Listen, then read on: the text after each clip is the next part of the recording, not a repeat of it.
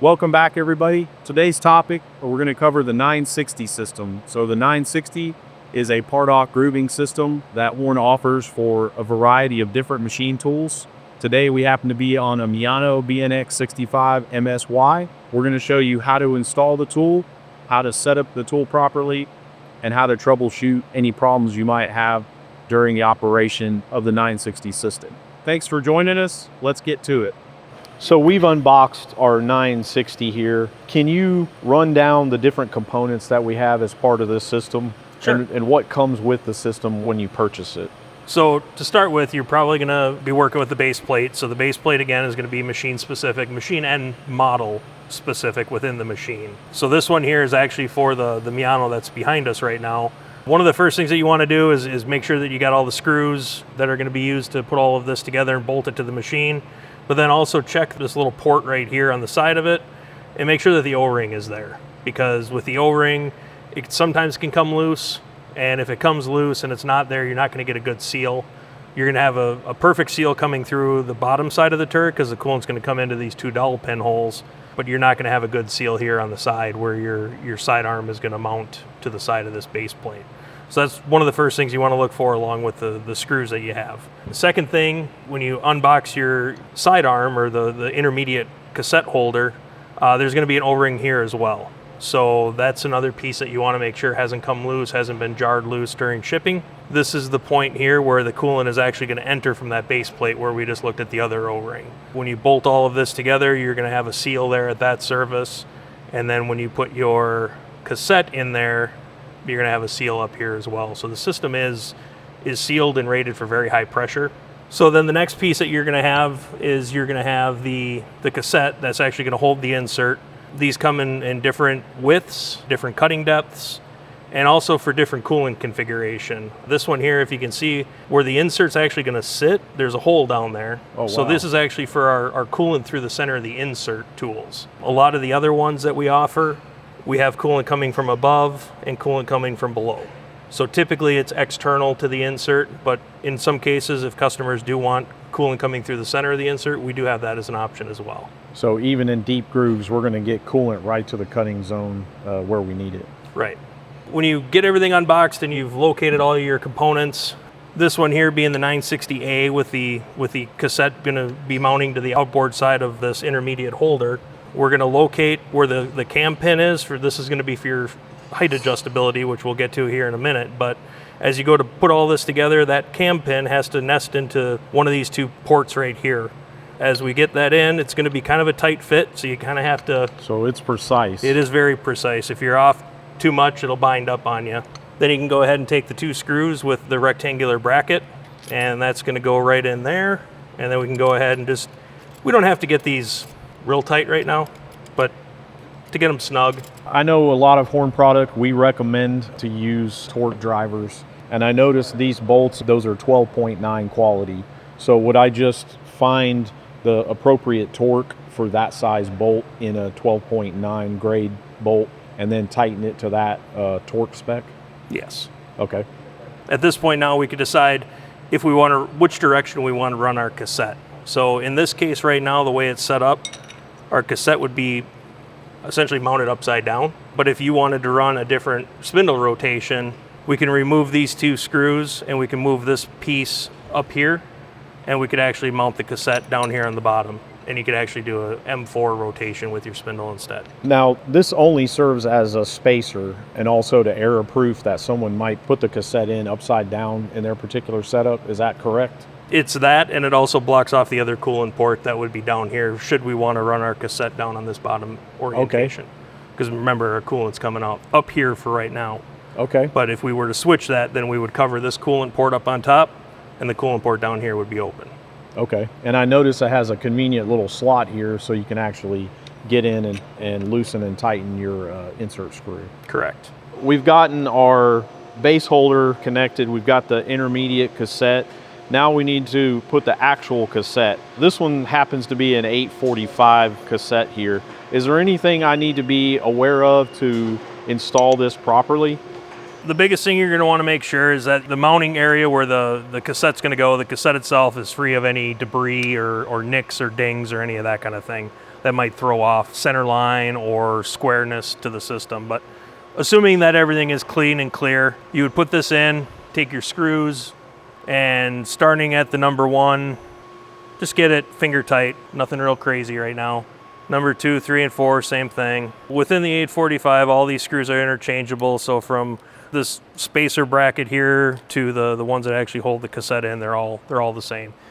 And then when you go to install the insert into here, again, the access from the top here, top side. So the actual nice thing about this is the same screw as the other ones, so we can go to the exact same torque spec to tighten the insert down. So you've torqued these down. I know the Horn HIS code, HWS codes, those tell you which insert goes with which intermediate cassette or basic holder. So I'm assuming I just look that up and I find which insert size that I need here, and then I put that size insert in. Correct. Yep. Great. You know, we're using the Citizen Miyano BNX65MSY. Are there machine considerations that we need to think of when we're speccing out which 960 intermediate cassette, and base holder that we have to put in that system? So the one thing is the maximum projection from the face of the turret to the cutting edge of the tool. This is something that should be detailed out in the manual of the machine, giving you the maximum projection from the face. With this type of a machine setup, there's a few different areas that we need to be kind of careful of. This way cover down here, the way cover in the back. So anytime that turret is indexing and rotating, we want to make sure that that tool is within the working envelope of the machine so that we don't have a collision or have it collide with one of the way covers. I noticed you talked about the adjustment. So the center height doesn't come right on center, right from the package. Right. So can you show me where the adjustment would happen with this particular model of tool? So the first thing that we would want to do is if these bolts here have been torqued down to the proper setting, we're going to have to crack those loose and snug them back up. Okay, so just hand tight. Yeah, so hand tight. So these here have already been broken loose, so we'll just kind of add a little bit of pressure to it, but not a ton. It'll allow this to still slide a little bit, but not go too far of motion for us. Okay.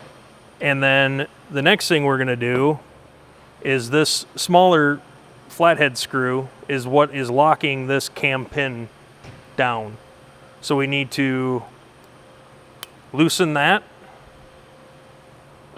And now we would have the ability to adjust center line by moving this either forward, up, or down. Okay. And the cam is just gonna put pressure on those slots that we had talked about earlier when we were first assembling the intermediate cassette to the base plate holder, and it'll allow us to move our center line around where we need it to be to make sure that there's no nib on the resulting part that we have off of there. Once you have it dialed in to where you think you would want it to be at this point here, you can tighten it back down. And then once we've mounted this in the machine, we can then take a test cut, see if we have a nib resulting from it. If there is, we can at least measure that then, see how far off we are, and then do the same process again and adjust the center line where we need it to be. And then you would go ahead and tighten these screws back down now that we're going to be ready to go into the machine. We'll make sure that those are good and tight, and then we can go ahead and we can actually put this holder into the machine itself. If we adjust it, everything is on center like it's supposed to be. When I make the final tightening of those two screws, that should hold in position unless I crash it or do something crazy in the machine. Yep. Okay, so we'll go ahead and install it into the machine. We've got our turret indexed here to an open position. We've gone ahead and wiped it off, make sure that there's no debris on there on the base plate itself. So we're going to go ahead and fit it to the face of the turret. And then in this case here, we've got some different length screws, so we want to make sure that we use the longer screws on the thicker part of the base and the shorter screws on the thinner part. And I noticed those screws have a small spring washer that's installed on each one. Yes, that helps to make sure that we achieve the right tension and torque when we tighten it down, and to prevent them from working themselves loose as the machine runs. So you're just snugging all of these up until you're ready to apply a torque wrench. Correct. Yep. Just getting them finger tight. And now that we've got that done, we will go ahead and get out our torque wrench that is preset to the correct torque value.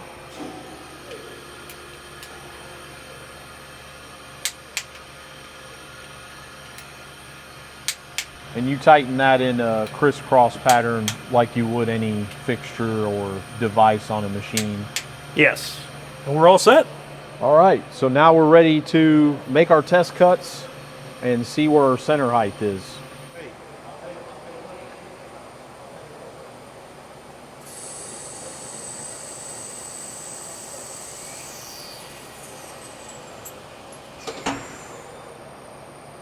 It made a great cut. But what I noticed is there's a pip in the center. Yep. That's actually something that happens quite a bit with these types of cutoff systems. Having it off by a little bit is not a big deal. It's something that we can easily adjust out. The Citizen Miyano that we're working on is a Y-axis machine. So we could utilize the Y offset and get it to absolute zero. But in the cases where we don't have Y-axis, the system has an integrated feature in there for us to dial it into zero. So why don't we take a look on how to do that right now?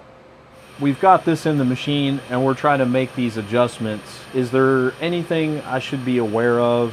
Looks like I need to loosen these, and those are really holding everything in, right? Yeah. So the tiny adjustment screw on the side, that's an M3. That one is just holding the position while you're making adjustments, correct? Yeah, so it's just holding that cam pin from rotating too far, just adds a little bit of pressure on it. So I have that loose. Now I'm gonna grab my 6mm Allen here, and then I'm gonna turn the cam screw.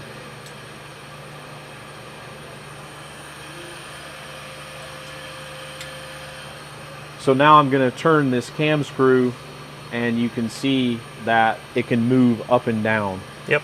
Now, 1/4 rotation is actually gonna bottom this thing out. So you're not going all the way around with the adjustment screw, or at least what I've seen. So about a 90-degree rotation is gonna be 2mm of movement. So you really don't have to move this much to a position. Yeah, and that's, you know, with having the indicator in there, we know how much we need to move. We can watch it as we move it and then get it right where we need to be, tighten down that locking screw, and then tighten down the 2 bolts that hold the whole system together. And then just kind of keep an eye on the indicator, make sure that we're not having any extra movement take place, which we shouldn't be seeing, but just as a verification, and then torque those screws back down, and our nib that we saw as a result of after installing this should be gone on the next part.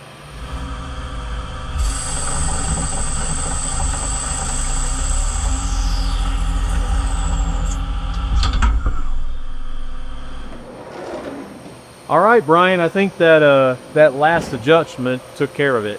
Yep, looks like it did. So now from here, the tool is gonna be dialed in. The one nice thing about these cassettes and everything is that they're precision ground, precision machined, and we could go from a narrower width cassette to a wider one, or to our groove and turn type tools, and we won't have to deal with center line again from here on out. So I can actually take this cassette out, put a different one in, and not have to go through the process of setting the center line. Correct. Sounds good. All right, Brian, thanks for your help. I feel like I really understand much more about the 960 system than I did before. Thanks to Citizen Miyano also for the use of their machine. If you have more questions and you want to learn more about the 960 system, please reach out to your application and sales engineer in your area, or reach out to our great technical support or customer service teams located in Franklin, Tennessee. All right, guys, thanks for joining us. See you next time.